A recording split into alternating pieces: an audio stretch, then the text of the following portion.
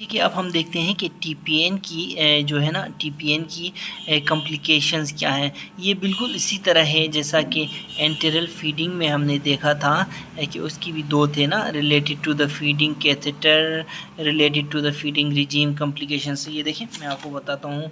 देखो enteral feeding के भी कॉम्प्लिकेशंस में related to the feeding tube, related to the feeding regime. ठीक है, इस तरह के कॉम्प्लिकेशंस थे। तो इस में भी हमारे पास related to the feeding catheter और related to the feeding regime, ये कॉम्प्लिकेशंस को हमने डिवाइड किया है। ठीक है, पहले हम पढ़ते हैं related to the feeding catheter. ठीक है, तो 10% of the central lines they complicate, याद रखें 10% ऑफ द सेंट्रल लाइंस जो है उनमें कॉम्प्लिकेशंस आती हैं। और कौन कैसी complications? They can be complications with the insertion, problems with the insertion और प्रॉब्लम्स विद द केयर। पहले हम प्रॉब्लम्स विद इंसर्शन पढ़ेंगे, ठीक है ना। प्रॉब्लम्स विद इंसर्शन में हम अगर बात करें तो सबसे पहले फेलियर टू कैनुलेट। दूसरा, कैनुलेट तो करो लेकिन आगे जाके न्यूमोथोरैक्स क्रिएट करो, ठीक है। फिर हीमोथोरैक्स क्रिएट करो, कार्डियक परफोरेशन करा लो, कार्डियक टेम्पोनार्ड का परफोरेशन होगी, टेम्पोनार्ड होगा। इफ्यूजन्स हो सकती हैं, प्लूरल इफ्यूजन्स, न्यूमोथोरैक्स देखो ये हो सकता है। आर्टरी कोई पंक्चर हो सकती है आसपास, ठीक है ना। याद रखें हमने वेन में कैथेटराइज करना है, याद रखें। और इस वेन में कैथेटराइज करते हुए इधर उधर गई तो आर्टरी भी पंक्चर हो सकती है। एक्सिलरी आर्टरी उधर पड़ी हुई है, दूसरी आर्टरी पड़ी हुई है, ठीक है। आर्टरी के अलावा नर्व्स की इंजरी हो सकती है। देखो ब्रेकियल प्लेक्सस की इंजरी आसपास, ब्रेकियल प्लेक्सस भी तो है एक्सिलरी आर्टरी के आसपास, ठीक है। फिर मीडियस्टाइनल हीमाटोमा बन सकता है और थोरेसिक डक्ट जो है ना उसकी भी इंजरी हो सकती है। और ये सारी की सारी कॉम्प्लिकेशन एनाटॉमिकल देखो तो सारी चीज़ें रिलेट हो रही हैं एक दूसरे से। कैथेटर जा रहा है, उधर कोई आर्टरी पड़ी है वो पंक्चर, नर्व पड़ी है वो पंक्चर, आगे जाके फिर कार्डियक परफोरेशन हो सकती है, न्यूमोथोरैक्स लंग्स के साथ कुछ हो सकता है, ठीक है, हीमोथोरैक्स हो सकता है। तो ये सारी चीज़ें related problems related to the या फिर complications related to the insertion of क्या कैथेटर हैं। अब हम पढ़ेंगे problems complications related to the care of the catheter, ठीक है। प्रॉब्लम्स विद द केयर, ठीक है। इन्फेक्शन हो सकता है, ठीक है ना, अगर खासकर सही तरीके से केयर ना करें। इन्फेक्शन फैल के इन्फेक्टिव एंडोकार्डाइटिस हो सकता है और एयर एम्बोलिज्म हो सकता है और फिर थ्रोम्बोसिस, सेंट्रल वेनस या कार्डियक थ्रोम्बोसिस हो सकती है, ठीक है ना। तो ये चीज़ें हो गई। अच्छा, प्रॉब्लम्स विद द केयर हो गई।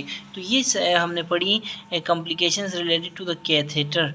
अब complications related to the feeding regime देखते हैं, ठीक है ना। बल्कि फीडिंग रिजीम कॉम्प्लिकेशंस देखने से पहले एक दो complications related with the care और भी हैं। कौन कौन सी? देखो थ्रोम्बोटिक कैथेटर जो होती है ना, ओक्लूजन। देखो थ्रोम्बोटिक कैथेटर में थ्रोम्बस आके ओक्लूजन हो सकता है, स्पेशली इन क्रोन्स डिजीज़ के पेशेंट्स में, जहाँ पेशेंट को हाइपर कोआगुलेबिलिटी होती है, जहाँ पेशेंट एक हाइपर कोआगुलेबल स्टेट में होता है, ठीक है ना। उस केस में ये देखो लिंक टू हमने करना है जब हम ये रिपीट करेंगे, ठीक है, क्रोन्स डिजीज़ के साथ, ठीक है। तो उस केस में थ्रोम्बोटिक कैथेटर ओक्लूजन हो सकती है, इसको हम क्या कहते हैं, टोको। उसके बाद वो कैथेटर माइग्रेशन हो सकती है आसपास, फिर एम्बुलेंस हो सकता है। तो ये सारी की सारी है problems with the care of the catheter. अब हम पढ़ेंगे क्या पढ़ेंगे, अब हम related to the feeding regime. सबसे पहला पॉइंट हाइपरग्लाइसीमिया। याद है हाइपरग्लाइसीमिया जो है टॉप पे एक एमसीक्यू था, वो एमसीक्यू भी हम बाद में जब रिपीट करेंगे तो हम इससे देखेंगे इसके 9 से, ठीक है। उसके बाद देखें हाइपर ओस्मोलर डिहाइड्रेशन हो सकती है, ठीक है। हाइपर ओस्मोलर ये यहाँ पे ऑस्मोलैरिटी ज़्यादा हो रही है तो यहाँ से पे फ्लूइड आ रहा है, डिहाइड्रेशन स्टेट क्रिएट होती है, उसको हाइपर ओस्मोलर डिहाइड्रेशन कहते हैं।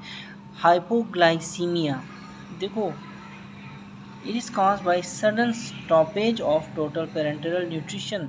जब हम सडन स्टॉप करते हैं ना, सडनली स्टॉप करते हैं टोटल पेरेंटल न्यूट्रिशन को, तो चूँकि इंसुलिन बॉडी बनने, चूँकि इंसुलिन बॉडी वो तो ग्लूकोज शिफ्ट बस की इन इनसाइड द सेल, ठीक है। ग्लूकोज शिफ्ट बस की इन इनसाइड द सेल, और जब ग्लूकोज शिफ्ट बस की भी तो थ्रू एक हाइपोग्लाइसीमिक स्टेट क्रिएट बिंग। तो हाइपोग्लाइसीमिया भी एक कॉम्प्लिकेशन है, याद रखें। देखो यहाँ पे हाइपोग्लाइसीमिया भी और हाइपरग्लाइसीमिया भी बहुत कॉमन है। दोनों में से आप हाइपरग्लाइसीमिया प्रेफर करेंगे एमसीक्यूज में, लेकिन अगर स्टॉपेज ऑफ आ जाए तो फिर आपने हाइपोग्लाइसीमिया प्रेफर करना है। अगर क्योंकि हाइपोग्लाइसीमिया उस वक्त होगा जब sudden stoppage of total parental nutrition हो, तब क्योंकि इंसुलिन ज़्यादा होता है तो इंसुलिन ज़्यादा ग्लूकोज अंदर डालते हैं, बाहर एक हाइपोग्लाइसीमिक स्टेट क्रिएट हो जाती है। अच्छा, एस्कार थे शुचू थे बंथोकिंग टोटल पेरेंटल न्यूट्रिशन याद छुरे हमेशा शो शुद्ध बंद होगी ताकि हाइपोग्लाइसीमिया से हम बच सकें। ठीक है, इसी तरह हिपैटिक स्टीएटोसिस फैटी लीवर ये कराती है total parental nutrition. Hyper cholesterolemia ये कराती है, डेफिनेटली दोनों रिलेटेड हैं एक दूसरे के साथ। इंक्रीज़ करती है हाइपर ट्राइग्लाइसराइडीमिया भी कराती है। साइड इफ़ेक्ट्स में देखो तो सीरम इलेक्ट्रोलाइट डिस्टर्बेंसेस में देखो तो क्या क्या आ रहा है, हाइपोनेट्रीमिया हो रहा है, हाइपोकेलीमिया हो रहा है, और क्लोराइड गोज अप, हाइपरक्लोरीमिया और हाइपरक्लोरीमिक एसिडोसिस ये होती है due to increase sodium chloride administration. ठीक है, क्या हो सकता है, क्लोराइड हाइपरक्लोरीमिक एसिडोसिस हो जाती है। लेकिन देखो सोडियम कम हो रहा है, क्लोराइड बस को हो रहा है, और सोडियम और पोटेशियम दोनों कम हो रहे हैं, क्लोराइड अप हो रहा है, जिसकी वजह से हाइपरक्लोरीमिक मेटाबॉलिक एसिडोसिस हो रही है। ठीक है, अच्छा ठीक है। उसके बाद ट्रेस एलिमेंट्स के साथ क्या हो सकता है, विटामिन्स के साथ क्या हो सकता है, डेफिनेटली इनकी भी डेफिशिएंसी क्रिएट हो सकती है। ठीक है, फिर जिंक देखो अगर डेफिशिएंसी हो तो रेश, एलोपीसिया आ सकता है, इम्पेयर्ड वुंड हीलिंग हो सकती है, किसकी वजह से, जिंक की डेफिशिएंसी की वजह से। क्रोमियम की डेफिशिएंसी से एक डायबिटीज़ लाइक स्टेट क्रिएट हो जाती है। कॉपर की डेफिशिएंसी से एनीमिया हो सकता है। फिर एलएफटीज डिरेंज हो सकते हैं, एलएफटीज डिरेंज कोलेस्टेसिस हो सकती है। ठीक है, children are more susceptible for derange LFTs and cholestasis. ठीक है, उसके बाद देखो तो एसेंशियल फैटी एसिड डेफिशिएंसी भी हो सकती है। क्योंकि एसेंशियल फैटी एसिड कौन सा, लिनोलिक एसिड, लिनोलिनिक एसिड, ये हमारे एसेंशियल फैटी एसिड्स हैं। तो हमने ये लिंक भी हम देंगे। ठीक है, जब रिपीट करेंगे, देखो ये जो एसेंशियल फैटी एसिड ये हमारे रिच होते हैं सोयाबीन सनफ्लावर ऑयल में, सोयाबीन या सनफ्लावर ऑयल में ये रिच होते हैं एसेंशियल फैटी एसिड।